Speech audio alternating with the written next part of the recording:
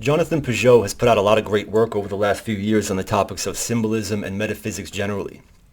He even cites Rene Guenon as one of his main influences.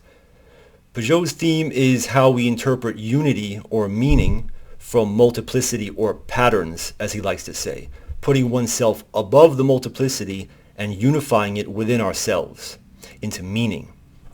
And that's correct. All of perception is a process of the subject, which is us, engaging with its objects, and the synthesis that results from that.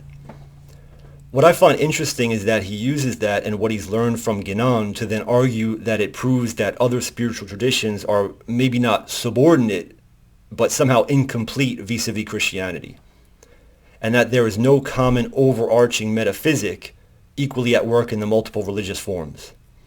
So he's kind of using metaphysical arguments to argue against metaphysics. Religion is a symbol of God.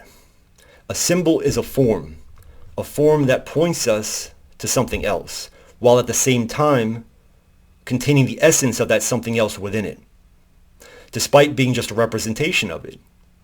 So a religion is a symbol of God, a way of viewing the formless, limitless God by way of a form defined by particular qualities and boundaries. For us Christians, our symbol is Christ. For Muslims, it's the Quran.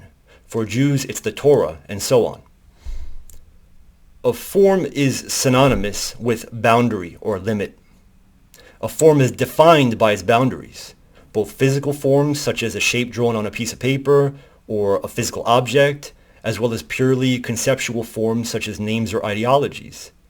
We can definitively say that something falls within the form or boundary and something else doesn't. We know that it's possible for there to be multiple symbols of the same thing.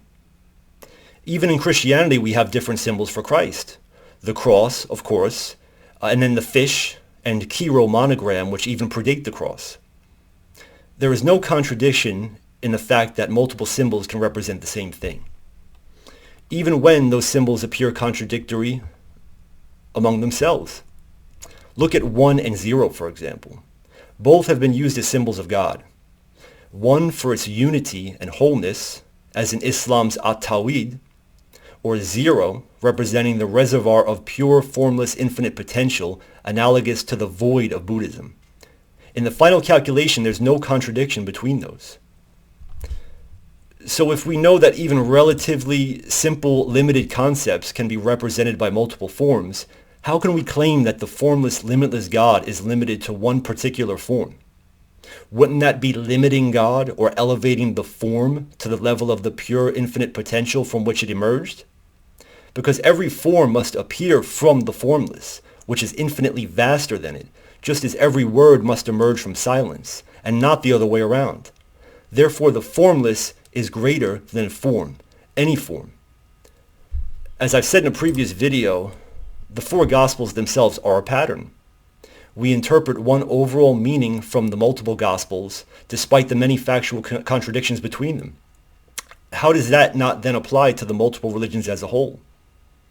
How can we observe the pattern of the legitimate religions and conclude, as Pageau does, that only one element of the overall pattern contains the complete truth, whereas the others contain only partial truth or none at all, despite the fact that they're all symbols of the same thing?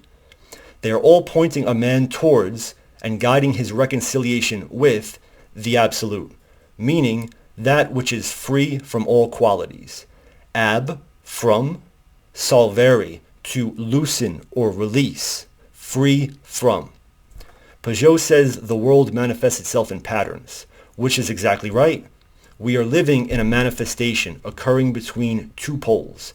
Those two poles are called by many names, whether it's heaven and earth, as Pageau likes to say, yang and yin, essence and substance, quality and quantity, male and female, positive and negative, or my personal favorite, subject and object.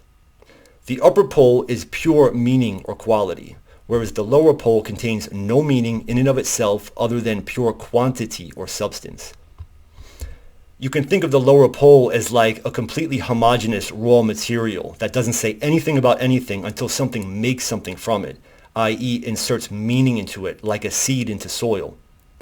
The upper pole is essentially pure subjectivity, pure meaning, pure knowledge, no need for interpretation, no gap between cause and effect. Once a man touches that upper pole internally, he sees that it's not the case that he's reacting to the world, but rather that the world is reacting to him, that he's a fully active participant in his own life. Existing between these two poles as we are, between subjectivity and objectivity, everything in this world is going to have not only an objective element, but a subjective one as well. As I tried to stress in my first video, there is no escaping subjectivity in this world. There is no such thing as pure objectivity in this world. A great example of this unavoidable mixture of subjectivity and objectivity is something like good food, good music, or beautiful women. We can by and large say objectively that certain food or music is good or certain women are beautiful, but if we try to go all the way, so to speak, and objectively rank which food or music is the best or which woman is the most beautiful, we run into this wall of subjectivity.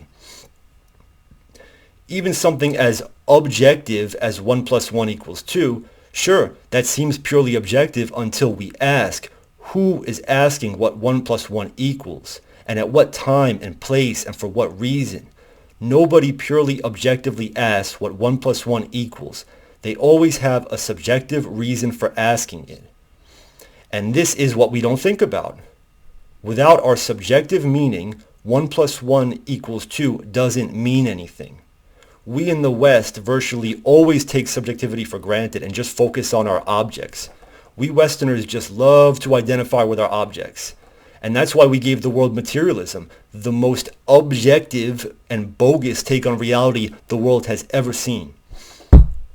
So if subjectivity is unavoidable in this world, and we know that it is, and if the higher up into meaning that you go, the more subjective things become, how can conceptions of the absolute, the limitless, the most meaningful, be purely objective? There is no escaping subjectivity in this world. And this is also relevant to the political problems today, that you have the sort of representatives of pure profane subjectivity on the one side, which is the left, like, hey, look at me, I'm a woman now, versus the representatives of pure objectivity on the right, refusing to acknowledge each other or meet in the middle. There is no room on either side for the sacred subjective. And so Antichrist will be the mediator or reconciliation between those two sides, albeit in a totally inverted way. Finally, something I find interesting is Pageau's sort of reticence, which is understandable, about discussing Islam. Because if one is a Christian and has a real interest in metaphysics, which Pageau is and does, then the most important question they can ask themselves, in my opinion, is, what is Islam? Pageau likes to talk about how Christianity has integrated the truths of earlier spiritual traditions and cleansed and sanctified them, which is ironically the position of Islam vis-a-vis Christianity as well. But then we have this issue of Christians trying to explain away this, in many ways equal of ours, that's come after us, using rationality and objectivity. There is no way for a Christian to sufficiently explain Islam, its power, its longevity, its influence, its attraction of converts all over the world, from all over the world to this day, without acknowledging the central role of subjectivity in spiritual life. And finally, Pageau made a comment about perennialists that we tend to talk more about other religions than our own. And I had to laugh because I am guilty of that.